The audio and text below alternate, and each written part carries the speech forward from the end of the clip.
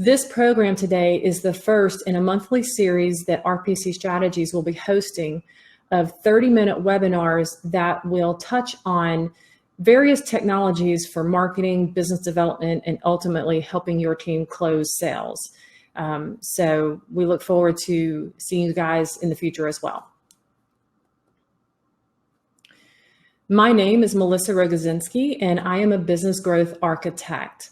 I have a couple of degrees. I have a paralegal technology degree, and I was a litigation paralegal for 11 years. I finished my undergrad in communication management and marketing while working full-time as a paralegal. And I spent about 11 or 12 years in business development, working very closely with our marketing team for not only national, but local marketing campaigns. And I eventually developed an organization called ESI Roundtable, which is what I'm pretty well known for in the legal community. ESI Roundtable, ESI stands for Electronically Stored Information, and it was an education organization. At the time, laws had changed regarding how to deal with technology, and there was a huge gap in learning at a local level. And so we developed eCert as a result, and it was just a volunteer effort for a while, but then eventually we had the opportunity to turn it into a business. And over the course of about 6 or 7 years, we were able to grow ESI Roundtable to 9 cities and 300 programs throughout the United States. As a result of the success of eCert, I had law firms and legal tech startups asking for my help with marketing strategies and marketing plans. And so that brings us to today with the RPC strategies. So we focus mostly on being an executive marketing department. We are not a digital marketing agency, although we have a consultant who does assist with graphic and design and other digital resources. So just so everybody has a clear understanding. And I want to give a shout out to Brittany Elizabeth Creative. Brittany, I put the content together for the program, but Brittany does all of our graphic and design work. So you'll have her contact information at the end of the program, and I encourage you to give her a shout out. So today's agenda, we're going to talk about 5 things. Again, like I said, this is 30 minutes. Keep it short and sweet, but it's really packed full of a lot of power. So in order of importance, we're going to talk about website and SEO, business card scanner, email campaigns, social media strategy, and ultimately your CRM, which is what all of your technologies should be feeding into in order to help you with easy and efficient lead generation for your sales team. We'll start first with your website. So as most of us know at this point, websites, we don't really need a developer to just custom hard code a website at this point. It would be a very rare instance when that is necessary. There's a lot of technology out there that is pretty user-friendly. Depending on what your company's products and services are and how complicated that might be, you might need to hire someone to help you build a custom website. WordPress is probably the most widely used platform for building websites. They have thousands of templates that are easy to customize. WordPress hosts about 60% of the world's websites currently. You generally would need to hire somebody to help you build that, but once it's built, it's a content management system, and you should be able to manage the content yourself. We also have lots of DIY options like Zoho, which is what I built RPC strategies on, Wix and Weebly. I call these plug and play because, again, they have custom made templates, but also they have elements and pages and different things that you can just drag and drop and arrange it the way you want to, and then start filling it up with content. So once you have your website decided what kind of website you're going to build and what kind of content you're going to start putting on there. The most important part of your website is probably your intake process. So web forms. See, your website is your most important marketing tool. It is a window for your prospects and your clients into who you are as a company. So you want to be able to know who's visiting. You know, there's Google Analytics, there's other tracking methods. I have one called Sales IQ. So I know every time somebody hits my website, and I know what page they're on, how much time they're spending on that. But I don't know who it is. Usually with tools like this, you get an IP address. You know, Zoho gives me just a random user ID. But in order to really capture who's visiting your website, you want to have web forms that you can lead them to. Web forms could be sign-up forms for newsletters, event registration forms, your comment boxes on your blog articles, and of course a chat bot. And with creating these web forms, you don't want to ask for too much information because people just aren't going to spend that kind of time doing that. You want to ask for 3 critical things: first name, last name, and email address. You can ask for their business name and a phone number. I would not put any more than 5 fields in a web form, and I would make their business organization and phone number an optional field. So, but once they enter that information and submit, that web form should be synced with your CRM. And your CRM should be set up in a way to automatically create a lead record with that information and send an email notification to someone on your team who's responsible for disseminating lead information to the sales team. And then finally, about websites, we want to be sure that they're responsive. And what responsive means is that whatever device, whatever operating system people are using to access your website needs to be able to conform to that. So the space on a device, however the operating system reads information. You know, people use a desktop, they use laptops, lots and lots of people use mobile devices. So you want to be sure that your website is responsive so people can properly access the information you've worked so hard to put together on your website. A second component to your website that is absolutely just as critical is your SEO and your SEM. Now, SEO is search engine optimization, and that's organic searches. SEM is search engine marketing, and that's for paid traffic. So if you think about any time that you've gone online to search for something, you use certain words, certain phrases, and it pulls up hundreds of pages of options. And usually what you see on the first page, the first, say, 3 or 4 have a little icon next to them that says ad. That's SEM because somebody has actually paid for those words that you used or those phrases in order to put themselves at the top of the search results list. SEO is general and organic. And so you want to be sure that you have a good SEO strategy so that hopefully you land on the first page. Very rarely do people ever go to the second page, and certainly they don't really explore pages after that. So when thinking about your SEO, you want to be sure that you're developing a good, solid strategy. And just know, first of all, your strategy is going to take time. Even after you have it set up, it's going to take time for the search engines to recognize you and find you and start moving you up the list. The second thing you want to be aware of is that you have to constantly work on SEO. You can't just set it once and be done with it. You have to constantly review it and constantly update it. And then the third thing I would tell you is there is a reason that there are people who have full-time jobs doing SEO and SEM. It's a very complicated process. And it requires somebody who knows code and can stay on top of analytics and algorithms changing on a daily, weekly basis in order to help keep your SEO top notch. So you want to develop your strategy. You'll do that by researching keywords. And there's a couple of really great tools. Moz.com and Google Keywords are some of the most widely used tools. And then you can use those keywords to create your content. So whether it's blog articles, video, audio, images, the alt text that goes with those, that will help you create really great content. And then after you've got all this great content, then you want to be able to start networking, and you want other organizations, other websites, other bloggers, people in your network, you want them to start picking up your links and posting your links to their website, to their blogs, to their social media, because the more links of your content show up in other places, that increases your SEO. And then you want to use Google Analytics or whatever kind of analytics tool you have to track the impact and ROI of your SEO, and then use that to constantly evolve or address any technical issues and things like that. Just some examples of things that you can do for yourself with SEO is, first and foremost, make sure that you have a favicon. Now your favicon, when you're opening up a web page, or maybe you have several tabs open up, if you look in the top left-hand corner, you see a little icon. That's a favicon that the company has used for that particular web page.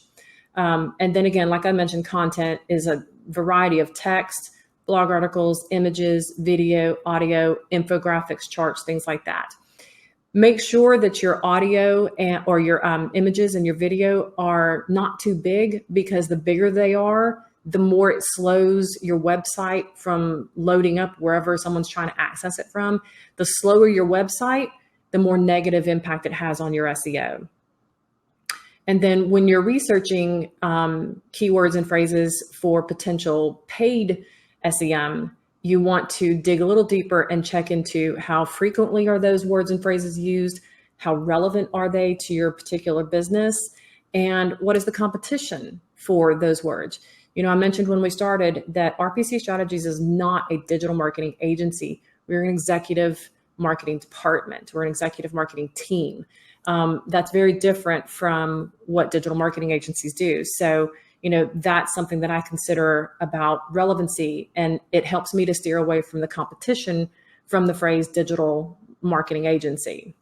And then finally, as far as SEO is concerned, if the only thing you're able to do for yourself is focus on kind of these basic things, make sure that your homepage SEO is as solid as possible, because the search engines are looking first and foremost for your homepage. The second technology we want to discuss is your business card scanner. So if you're not using a business card scanning app, I highly recommend it. There's several free ones. I think there's one called Card Scanner that I used to use. I am a Zoho evangelist, so I use the Zoho card scanner, and I use this anywhere I've got a trade show or a networking event, anything where I am collecting and or exchanging business cards. I use a card scanner. And what I can do with that is I can either scan the business card, or I can take a picture of it and upload it into my business card scanner. And then my business card scanner opens up a just kind of an abbreviated lead record. And so it will collect all that information. I just review it to make sure that it's correct. If there's any edits that need to be made, I can go ahead and make those edits and then save it. And then it automatically creates a new lead record in my CRM. And from the CRM, once again, I should have an automation rule set up so that as soon as I have a new lead record created from the business card scanner, I also get an email that says, hey, you have a new lead, make notes to follow up with this person, okay? Okay, so next we're moving on to email campaigns. We've talked about website, SEO, SEM, and we've talked about business card scanner. So once you have all of these foundational tools set up, now you can actually start focusing on email campaigns. So creating content, blog articles, videos, things like that. But you have to have a variety of methods on how you're going to reach your audience. Now, there's several different kinds of email campaigns. There's different purposes. If you're trying to drive awareness and start building a list, then you want to use what's called a drip campaign. And a drip campaign could have 3 or 4 different components to it, where you simply making an announcement about the business, and maybe there's a second one that goes out about, hey, there's this great article, we wrote this great white paper.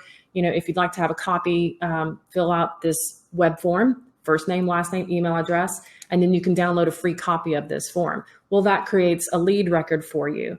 And that is the kind of thing that will help you organically build your list. There's other email campaigns that I really focus on, and I have a lot of success with this. I do a monthly newsletter, and then I have a follow-up process based on who opened emails and who didn't open emails. And then I have a separate email that goes out according to their actions, so that I can kind of track engagement. I also do email campaigns, obviously, for events like this one. But some of the most important things that you need to be aware of when it comes to your email campaigns, the number one thing you must be clear of is having clean lists. Don't ever buy a list. You want to build your list organically. And it's a painful process when you're first getting started. But even as an established business that has a list, you need to review that, about every 6 months, once a year. There's cleaning services out there. Like I've used one called Never Bounce, and you want to run your list through a cleaning service to make sure that those contacts actually still exist. And if they don't, take them out, because if you have too many bad email addresses and it increases your bounce rate or your spam rate, your email service provider can shut you down. The second thing you want to consider is making sure that you have an unsubscribe function in your footer. This is actually required by law. It's called the CAN-SPAM Act. If you're not aware of the CAN-SPAM Act, you can Google it or email me. I'll be happy to send you a copy. The CAN-SPAM Act has about 7 or 8 points that it requires that if you're sending emails out as a business, your email message must comply with these 7 points. Okay. And one of those is really critical. You must offer an unsubscribe function within your email so people can opt out on their own. And then as far as the body of the email, keep it short and sweet. Pay attention to your subject line, do a little bit of research on that. I keep up with research quite often on subject lines. What's going to be most appealing? What's really going to stand out? People get hundreds of emails in their email box. And sometimes they sign up for newsletters. Sometimes we all have gotten emails from organizations that we don't know how they got our email address, what have you. But think about what you're doing in your subject line, because that's the first view someone has and the first point at which they will decide whether or not they're actually going to open up your email. Once they get into your email, again, keep your titles very concise, very descriptive, but concise. And then as far as links and images and text, again, keep it short. Give a couple lines of text and then give them a hyperlink that says read more or watch more, and allow them to click a link that takes them out to either back to your website or to one of your social media platforms or something like that. And the reason you want to construct it like this, because every time someone touches an email that you send out, whether they've opened it, whether they've clicked a link, how many times they've opened it, when they've opened it, the link, and same thing with the links. Because most email campaign service providers should have what's called a subscriber scoring system set up. And that subscriber scoring system assigns points every time they touch your email, every time they open it, every time they click a link, it gives them points. And so obviously the more points a subscriber has, the more engaged they are with your content. And then obviously that's an indicator of that they're more interested in your company, your products and your services.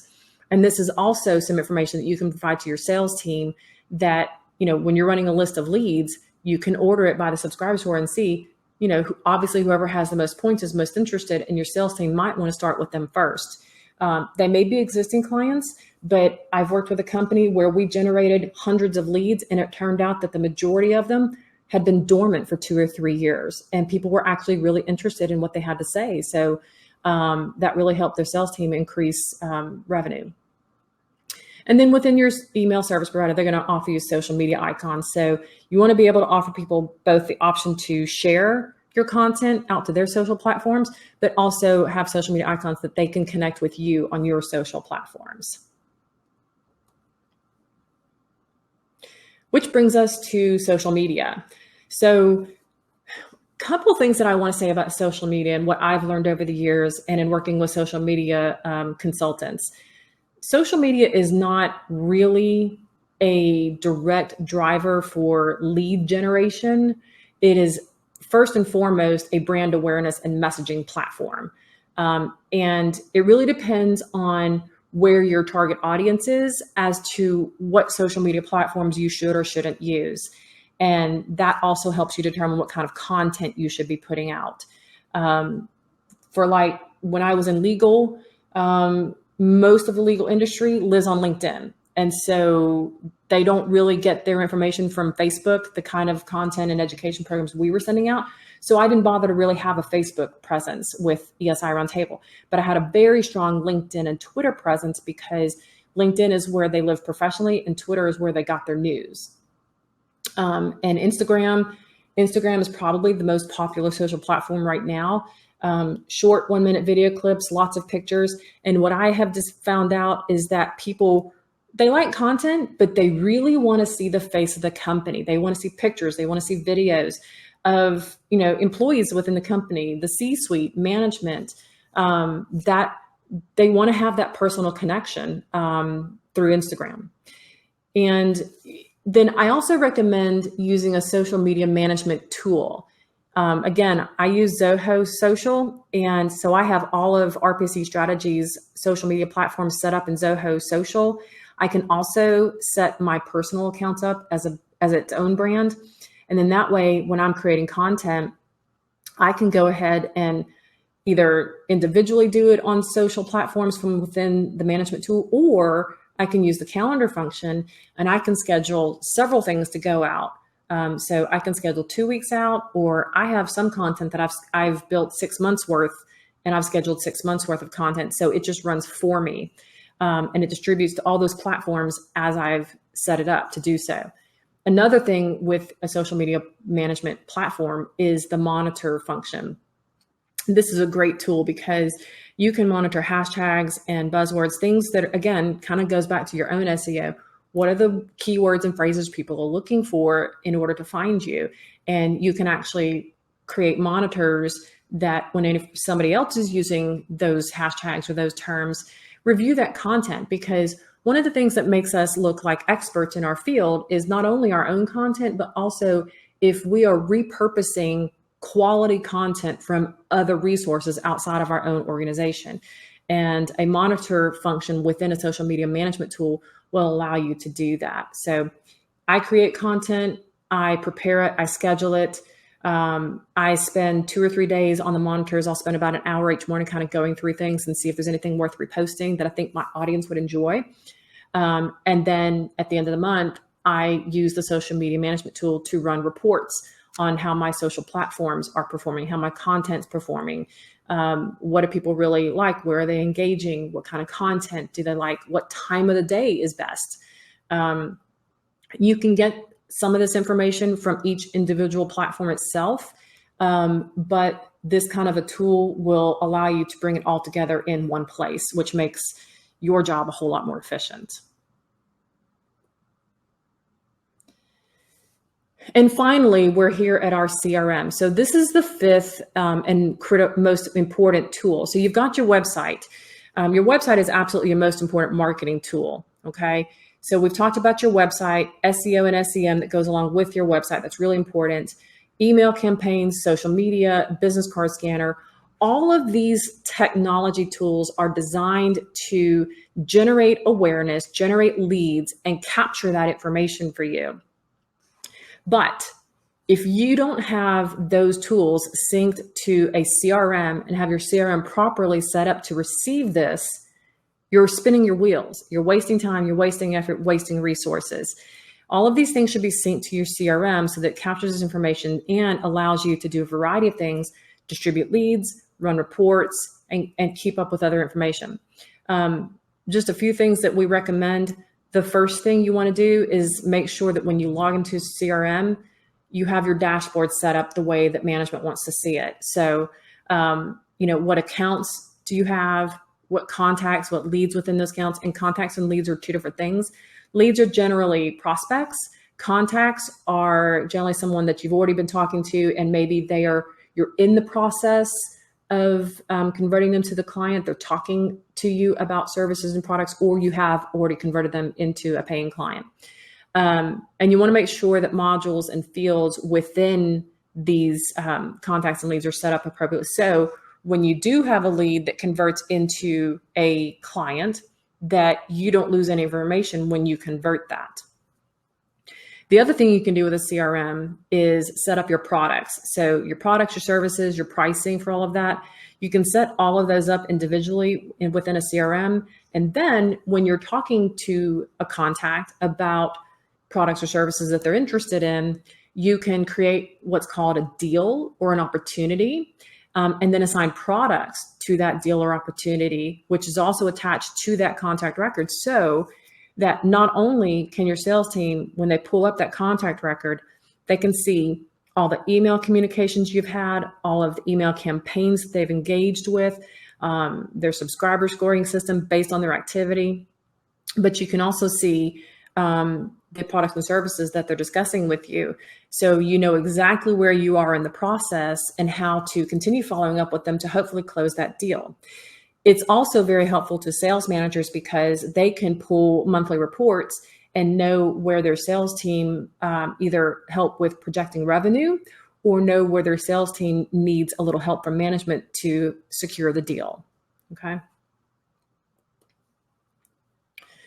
So we've talked about 5 main technologies for lead generation, and they all need to be working together. We talked about your website, your email campaigns, your social, your business card scanner, and ultimately how these all should connect with your CRM, okay?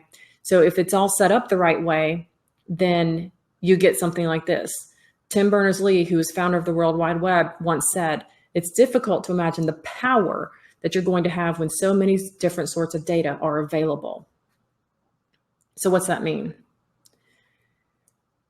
These are some statistics from previous projects that I've worked on. So obviously ESR Roundtable was my own company. We did 300 programs in 9 cities nationwide. And the reason this is significant is because I occasionally had volunteers, but I was basically a one-woman show. And it was because of technology and having been taught by other people how to set it up the right way that allowed me to be so successful with that. And like I said, the Roundtable launched a marketing consulting business too. One of the last projects I just recently worked on and completed for about 10 months, I was hired by an e-payment technology company to build their digital resource center. So they didn't have any digital resources. So blog articles, video interviews, podcasts, and then a distribution channel. So email campaigns and social media, and then being able to track all of that. About 6 or 7 months into it, they allowed one of the support people to also help me with social media. So I have to be honest, once she took over social media, she doubled our social media exposure from even what I had been able to accomplish. So back to the statistics. So the campaign average open rate, we had a 31.3% open rate when the industry standard was only 20.47. With Instagram, they didn't have an Instagram platform before we created it and created content for it. We ended up having a post to lead generation of almost 60%. Twitter, we expanded their use of Twitter by almost 500 times. And then with LinkedIn and Facebook, we generated about 400 posts with a 12-to-1 average impression rate. So these are great numbers, but what does that mean? Well, that means that we generated 800 targeted leads for their sales team. And you may remember that I mentioned earlier, we actually had 500 leads came from their own database that had been dormant. So this is why it's critical. I mean, content marketing strategy is great, but if you don't have technology to manage it, you really don't know, what you're trying to accomplish. So I'll leave you with this. Even the best content marketing strategy cannot work without the appropriate technology to manage it. If you implement these technology recommendations, you'll have a lot of success with customer relations, lead generation, and ultimately sales. Thanks for watching. Please remember to subscribe, connect, follow, like, and comment with us on social media.